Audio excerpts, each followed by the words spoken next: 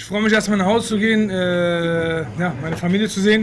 meine Eltern zu sehen. بریا مال دیکم دخوازم هر مالبات خو دو باو خو ببینم گچ خو هم بیز بکم و هفجین خو ببینم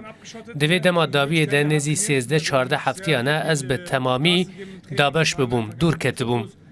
ما پر به گرانی پرورده دید ما حمود ما خو جبو سرکفتن دابش کربو نهاتن دخوازم هر ماله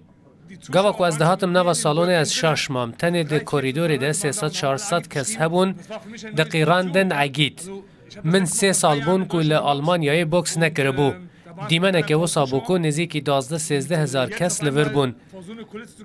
ده گره یکم ده از هنکی به هیجان بومو لسر خوا بوم جبر کو از به تماشاوانان و مجول بوم لی راهنر من جمن را گوت تو ده آستا جیهانی دی تو یک جه باشترین جیهانی نهیل افتشت بالاتا بلاو بکه باشه ده راندا دویم ده از هاتم سرهش خواه و ده راندا سیم ده من کار خواه قداند بجنوی بلند بو پر باش دلیست لی من ده گوت هکه کو ام پلان خواه پیک بینن افتن 3-5 راندان لبرخواه ده لیدانا من جبو سری وی بو نجبو لاشی بی و من کاری بو کو بی بخم عرده Agit, wir sind von Rudau und wie wichtig ist dir der پشتگیری عالیگرین کرد جبوتا چقاس گرینگه